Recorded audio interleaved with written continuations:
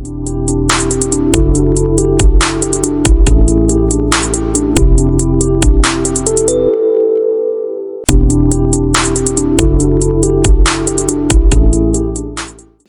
the Oshiwara campus cast, and today we are so excited to welcome a special guest, Khushi Shah. She is the founder of The Baseline, a platform dedicated to empowering students and professionals through personalized career strategies and profile building. Khushi is a career consultant, mentor, entrepreneur with expertise in guiding individuals towards their dream colleges, jobs, and entrepreneurial values. She holds a degree in economics from St. Xavier's College, Mumbai, and is currently pursuing a professional certification in global career counseling from UCLA. Khushi's professional background spans roles at Morgan Stanley, Arsa Developers, and strategic consulting for startups. Khushi's work focuses on helping others optimize their personal brands, secure opportunities, and build long-term career success. Today, she is here to share her insights on navigating career choices and the power of personal branding. Welcome, Khushi. Thank you for having me here. Actually, you all inspire me because when I met you all at the Spotify event, I was surprised to know you were so young and started a podcast, and it's something I have been trying to do. I have been wanting to do, but for some reason I've never really put out the time for it, so it's really inspiring to be here. Thank you so much. So, Khushi, to start off with your journey, what inspired you to go into an industry such as career counseling? So now if you look at my profile itself, it's very diverse. I have faced so many career confusions and career dilemmas in my own life. So if I talk about myself, I started with wanting to do fashion because I thought that would be so much fun. And then I took fashion in 11th and 12th as a subject, and I realized I'm not a hands-on person. I don't like the actual part of creating things, I just like the styling part. And then after that, I thought I should get into psychology, and Xavier's is the best for psychology in Mumbai. So I joined Xavier's, and when I joined Xavier's, I was working at a venture capital along with college, and I realized I like consumer behavior, I like pitch decks, the marketing part with finance. And Morgan Stanley came to our college for the summer analyst program, and I applied, and somehow I got through. And then I realized maybe economics is good for me. So I ended up majoring in economics. I sat for placements, I got into political consultancy, I went to Delhi for that, and after that I realized through all of this, like what I loved was just searching for different things I can do, and like researching about different careers, different opportunities, and at the same time building a personal brand is what I did like on the side without putting in any effort. So I realized that's what I really liked, and when I narrowed it down to what I actually want to do, it came down to career counseling, which is helping other people do the same thing. Because many people came and asked me on how I ended up doing so much in so less time, and I don't know, it was just like research and trial and error. Yeah. So I think that is what got me into career counseling eventually. Yeah, that's honestly so impressive. Like, I know that even in our grade, so many people are still like questioning like what their career is. And at some age, it's always like princess, I want to fight dragons, something like that. But then later on, I think fashion is something that crosses like so many people's minds. Yeah. So you've jumped around quite a lot in your life. What gave you the inspiration or the dedication to do what you do? Like, what inspired you to do what you do? So I follow a lot of podcasters and I keep on looking at those reels and they inspire me, and I think social media is changing because when we look at Instagram, when it first started, it was very filtered content. And there were like different filtered apps also coming out because people wanted filtered content. Today, authenticity is what is going trending. People want like, a behind the scenes of the life, founder-like content, how you're building a brand, how you're feeling. So that's a good part because now content is just tailored to real things. So you don't see all of that. So I think everything can inspire you. It's how you take it in. Like even mental health, everything can affect your mental health if you let it. So if you see someone, you can think that why am I not doing so much, or think about, how can I do it? Research, find out what they are doing. How can you do it? Do it. So it's the way that you process. Yeah, it's like how you block the negativity of social media and use it for its positives. Yeah, so it's like, that's basically like filtering it. Like, so when you see a lot of people, when you see someone doing better than you, it's always, I wish I was doing that good. But now I think the ideology should be, I want to get better than that person. Yeah, aspiration. Yeah. And don't compare yourself to others, just be better than you were yesterday. Like if I remember Morgan Stanley, I applied because on LinkedIn I saw someone's photo was on Times Square and I was like, I just want to get there. And I just applied applied and then I got through. But if I'd seen that and I'd just be like, wow, but like why am I not doing that? Then like I would have just stopped there. But like you look at something, you see someone is doing that, like maybe someone like on LinkedIn, someone in a college you are applying to, and just go look at their website, are they taking in people like you and apply. Like I think the only difference between people who actually succeed at something is they apply for it and you maybe didn't. So So speaking of success, how should students redefine success when weighing the return on investment of a course or like a career path? So I think success is very subjective. Yeah, It depends on what you want to do. So, like I said, like where do you want to invest your time and energy? Now, like I gave the example of like an undergraduate degree abroad. Now, if you know 100% you want to start a business here, then wouldn't you take that 2 crores and invest that as capital in your business? It could grow so much. Even if you take it and put it in a fixed deposit, like an FD, the low 7% interest rate, you're earning 40 lakhs a year. That's more than most people earn in their job. So if your end goal is earning, why are you putting and investing it into something you don't know you'll get a return for?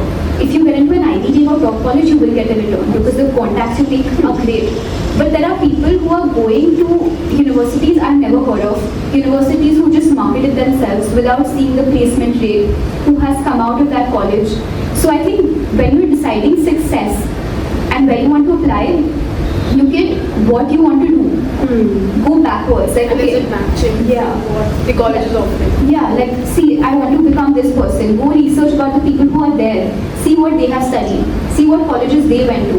And then afterwards, if they went to this college, apply for those. But if you don't get into those and get into a lower one, then instead take that money, invest it elsewhere, and then try for masters. But don't waste that money for something you're not going to get a return. So basically, smartly use it. Yeah. Okay, so like talking about careers, what do you all want to do? Well, I want to do law and political sciences. And I think I've always been more lean towards business and also political science because now we've been introduced to MUNs as it's a large part of our student life, I think. But a lot of kids in our grade, because now we're choosing subjects, we're finding out universities, I think they're very uncertain on what they want to do. It changes every day. I asked my friend yesterday what she wanted to do. She said she wanted to pursue fashion. Today when I asked her, she said I want to become a businesswoman. Why is that uncertainty there? Why are we not able to stick to one thing? So I think it's very similar to our attention span that everyone talks about. We have a very short attention span. Yeah. And because of the content we consume and we see people doing so many different things online that we think that it's an easy path going into that. Now I went into politics, right? So I was into political consultancy, that was my placement and it was the highest placement in college.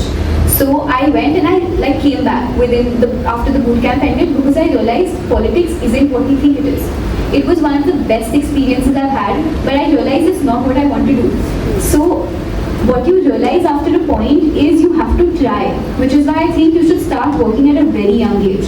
I started interning when I was in the 11th grade at a fintech company. And I got that simply because I was researching colleges and I contacted someone from a college I wanted to get to. And he was starting a company and he said, oh, like you're active on social media, which is again personal branding because I was out there. Yeah. He said, why don't you help me out? Because startups don't want to pay as much, but they want people who can help them out. And that's when I just got into it and I realized I like marketing, but I don't understand finance. So I eventually worked there. And I think when you go for any job as well, the problem in India or anywhere, for getting into a job you need experience, but to get experience you need a job. It's like a loop. Yeah. Keeps going on and on. So having internships from a very young age shows you have so much experience and anything you learn anywhere will help you. If you do an internship in any even social media handling or managing someone's social media account, you learn the best skill, that's marketing, which every MBA school teaches you. If you do work in any company, even if you're doing a sales job, I think one of the toughest skills I have to learn and I still am not very good at is sales. So even the most basic jobs, you learn how to talk, you learn how to dress, you get motivated because you see people who are actually working, not just studying.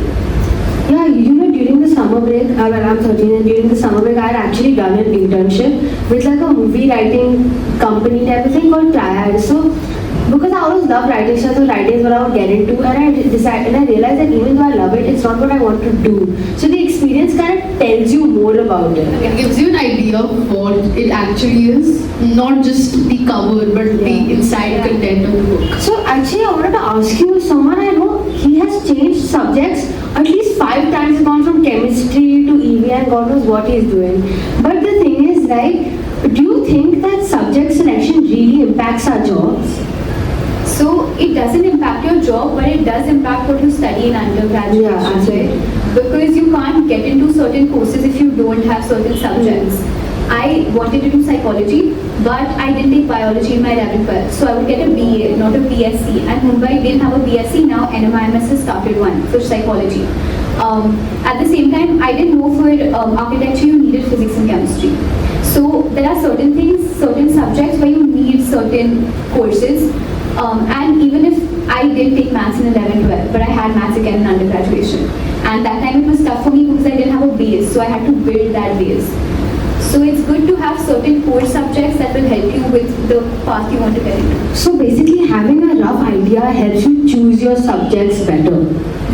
So, how can students like overcome this uncertainty and the fear of uncertainty in choosing what they want to do in the future? So I think I had done a lot of psychometric tests, and psychometric tests, while they do help because they give you an interest test, aptitude test, personality test, they give you 3 career options. One thing, I did all of them, and all of them I got mass media and marketing. But that time what went on in my head is, do I really need a degree for learning mass media marketing? Shouldn't I get a more heavier, substantial degree which would give me better job opportunities? So I took economics, which is like known as the degree of the confused. Like you can get into any field after that. Yeah. So it was good for me because it left everything open. But more than psychometric tests, there's this one question I ask anyone and everyone I counsel is, if you didn't have to earn money, what would you do? Because I took up the highest paying package because it was the highest paying package. But after going there, I realized I can't do this for my entire life. Like I didn't want a career in politics. I wanted like my own business. I didn't want to do a job. So I think if you didn't have to earn any money, if you didn't have to do anything, like lockdown, you didn't have anything, what would you do the entire day? Like, Yeah, that's actually such a tough question because anytime anyone is thinking of a job, it's always, oh, I want to be famous, I want to be rich. I think job is associated with the word money, and like money comes with rich, and then the fame and the standard of living. But I feel if I was ever free and I didn't have to earn money, I would definitely go into social media, marketing, sales, because that is a part that really interests me as a person. But again, I don't know if I'm going to make a living out of it. So that's it. I think what I would go into is writing. See, in all honesty, if I could, I would drive an auto rickshaw around Mumbai for my entire life. But I think writing is something that I really enjoy. But you know, it's such a tough field out there because there's so much competition and everything. so I don't think that's the case. Like I love writing. Like when my friend asked me the same question when I was very confused, I realized I have been writing on LinkedIn daily. Like nothing was coming. I love writing. I like writing whatever I think about, and I like marketing as well. So marketing, writing, social media. And I think I didn't take that up because I took an economics degree because I thought, what is the earning potential? But now that I look at it, there are so many options. Like people talk about unemployment, but even unconventional careers, if you look at what you're doing, if you're the best at it, if you're the best painter, best at social media, do you think you won't get a job? If you are really good at something, I don't think the problem is you won't get a job. The problem is not unemployment, it's a skill gap. It's that you don't have the right skills. If you have the right skills, you will get a good job. There are like Condé Nast, Vogue, all of these companies came to college, and so many of my friends are working there, Here Beauty. But you have to be really good at it, and I think you can only be really good at it if you can do it without having anyone tell you to do it. You know, I also think what comes into what really comes to play here is passion. Like you need to have the drive to do something. Like if I'm doing something that I don't enjoy, I won't do it with my entire heart. Like I see Arina with this podcast stuff, she pours her entire heart into it, right? Because of her love for it. So it's what drives someone. I think that quote, do what you love and love what you do, I think that is something that should be a motto for everyone in their life, because if that motivation, if there's nothing driving you to go to work, it will not drive you for the rest of your life. That you have to wake up in the morning, that should not be there. Oh, I want to wake up in the morning. Yeah. It should be more of like a want than I need to wake up. Yeah. Because I think when I worked at Morgan Stanley, I think one thing that I saw, Morgan Stanley said to have the best work culture. Because even if like you're working longer, you will never see a single person complain that I have to do this work. Everyone enjoys what they do. And I think even I wasn't from a finance background, but I got through because all they wanted to see was your personality. Are you willing to learn? Are you going to enjoy, or are you going to be someone who's just going to be like waiting, like when do I get done? Why is this like not getting over? I don't want to do this.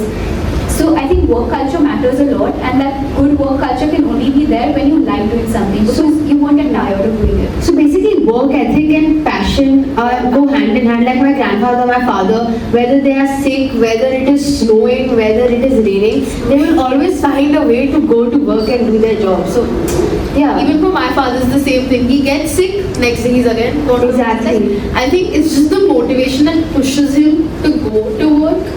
And because I come from like a family background, like a family business background, like I've seen everyone go to office, no one misses a single day.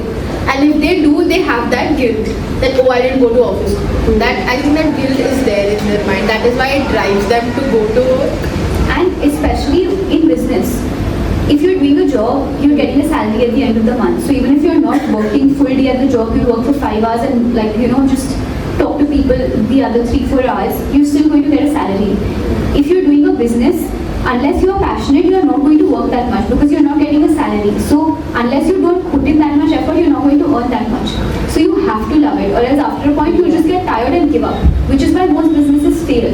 Right? Like after a point they just give up because they weren't so passionate about it that they wouldn't like stop until they get there. So I think Keep pushing. Yeah, keep pushing. Yeah, just push yourself. Not to an extent that you just fed up of it, but to an extent that it makes you do more stuff. Like even when it comes to this club, like I think a breakthrough for us was the Spotify event. Like we got to know a lot more about what this industry is about. We got to meet a lot of new people who yeah, exactly. Like, I would not have ever thought of speaking to a career consultant who's been through the same stuff as we are going through, because the career counselors that you talk to nowadays, they just tell you the rosy part of education. Like they don't tell you how difficult it actually is to work hard. You have to have this much percent. They just tell you, okay, take these subjects, you'll get into this college. But that is not what we want. We want an in-depth explanation towards what we're going. Yeah, that's why I'm so thankful to have you. Yeah, exactly. And even after you get into a college, like what after that? Like if you don't know what, like okay, college is going to give you a certain academic background, but what internship should you do? What skills should you do? What courses should you do? What clubs should you join? What kind of contacts should you make? No one tells you all of that, which is a gap which I found. Like I had to figure it out myself, like find internships. No one helps you with that.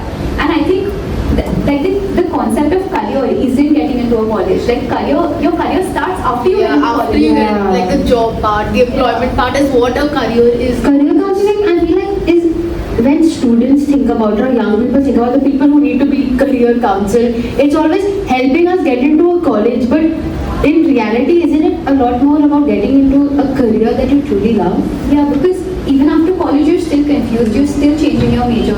So many people end up like, flunking subjects. They leave that subject, take up another subject abroad. And when you're going abroad, it's tough, like staying alone. Figure out so many new things. And I think a benefit I had is because I was here, I could work on the side. People who go abroad, at least the first year, they're just figuring out how do I live. Yeah, it's a new country, there are new people, new everything for that. Also, you have too much freedom in one go. Like, let's say, I mean, at home, my parents always there to say, don't go out, sit down and study. But when out, you can do whatever you want. It's like an overwhelming amount of freedom, so you end up doing whatever you want. And I think when you go abroad for colleges, for jobs, there's not just the job part of it that comes, but you have to go home, you have to cook your own meal, you have to wash your own utensils. There's no one who's going to do it for you. When you're at home, there are people at your home, your parents are there are people who are helping you around the house. But when you go outside India, for especially us, like it is scary thinking I enter my house and there's no one there. Like I just can't imagine the fact that I enter into an empty house after working for the entire day. Like it was just It's overwhelming. like also kind of lonely. Like what I look forward to is when I go home. I have a younger sister Tara. She'll always scream and she'll come running at me. It's like being all alone, you know. So Khushi, I come from a background which has always been into the family business part.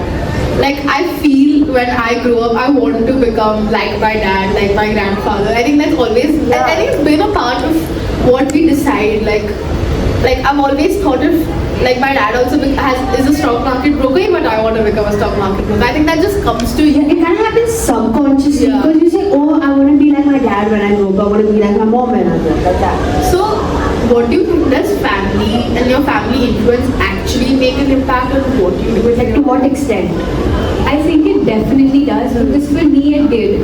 I come from a family where my father is a very big risk taker and I don't like taking risks. I can't fail. Like I have never failed because I think all of us, especially from a college like Xavier's, no one has ever failed. And my dad has failed his 10th twice. He's, like left college. He was never good at studies. So failure has been a part of his life. So he's very used to failure. So for him, failing again is like, what do I even have to lose? But what I have realized is it makes a very big difference because it's the environment you're around, right? Even like Howard studies say your reference group makes a very big difference. So the people you surround yourself with make a difference. If you're with a good set of friends, they make a difference. And even as you grow, people are scared that people will judge me and lose friends. And you do lose friends, but you're not essentially losing friends, you're just making space for better ones who will be like you. So you're influenced by everyone around you essentially, and family makes a bigger difference because you spend 24 hours with them. So you want to be like them, and I think even if anyone asks me role models, I don't think like I could make up like big names who are in the industry, but I think it would be my parents or like someone who I know, because more than anything they are the ones who influence you. You don't really have an entire picture of what other people are doing, but you do have an entire picture of what they are doing. Also, like you inherit things like your work ethic or what you want to do or how much you aspire to be, morale, whatever from your parents. Like my mother every day she wakes up, she gets my sister ready, she gets me ready, then she goes to work. So it's it really helps you to aim higher. I think a really funny story happened about a week ago. My friend was like, what is the point of studying so much?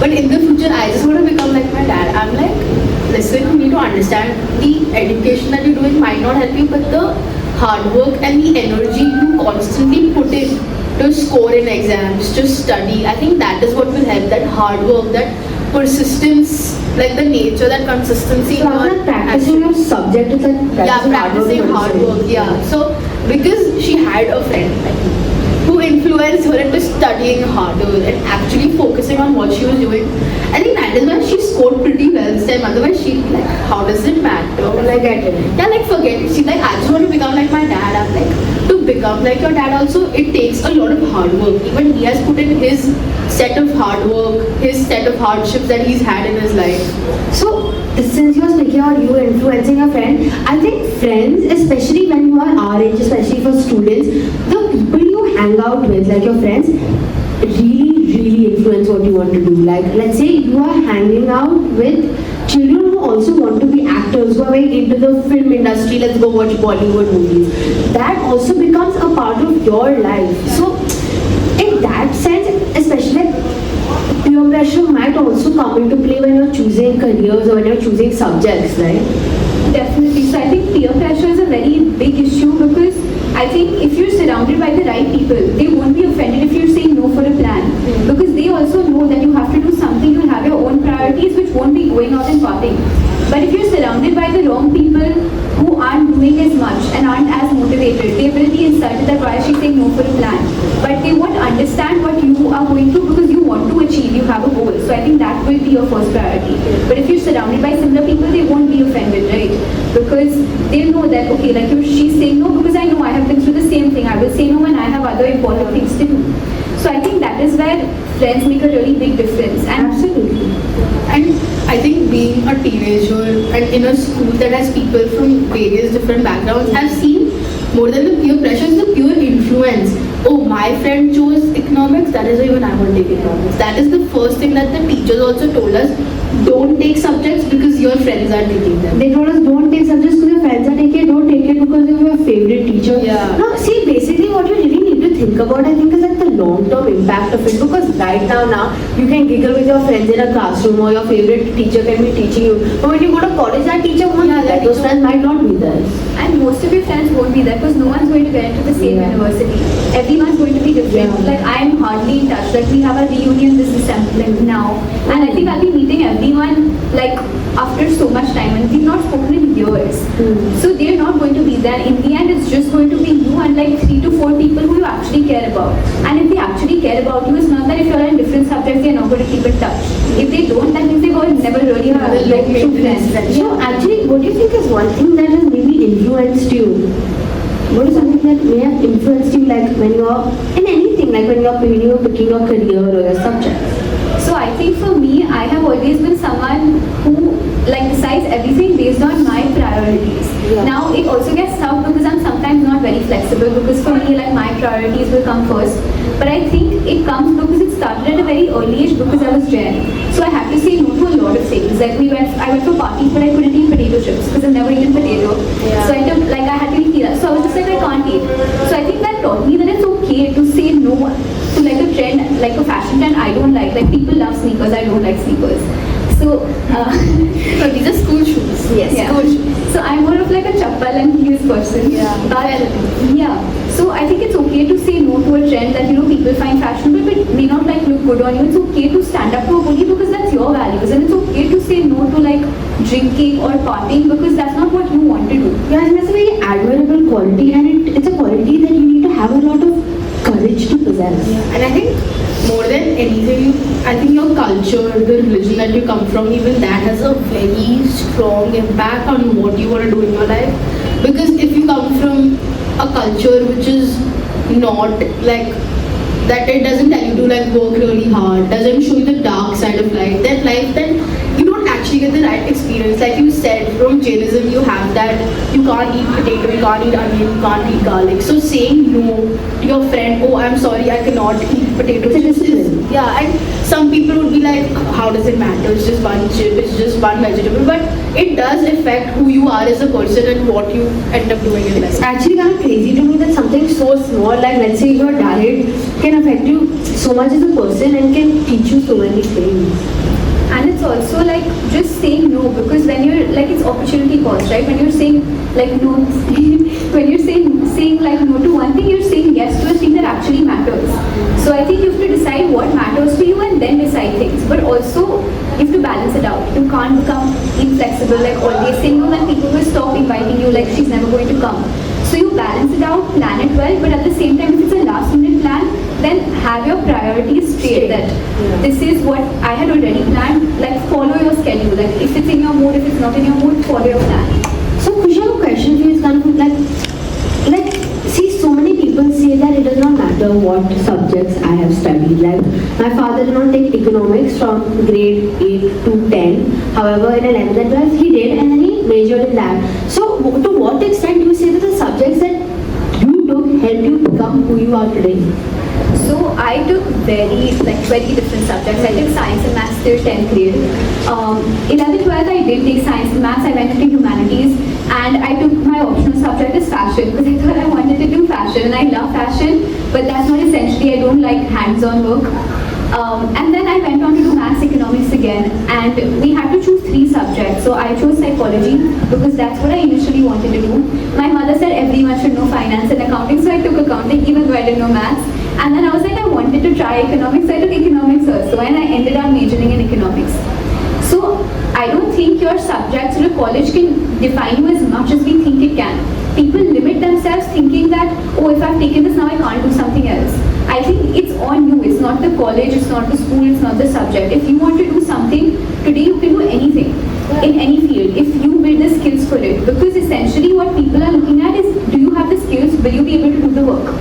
And after a point, if you're very good at the work, people aren't going to question what you're doing. Like, for me, I think when you don't have experience, you back it up with research. Like, I don't have so much experience in this field, but I research so much that if I'm talking to someone, they can't doubt that is she credible enough. So you have to build yourself up in such a way that no one can question you. That's a really great way of thinking about that. Thank you so much, Khushi, for sharing your valuable insights with us today.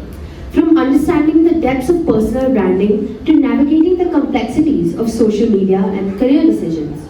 Your expertise has truly illuminated the path for students and professionals alike.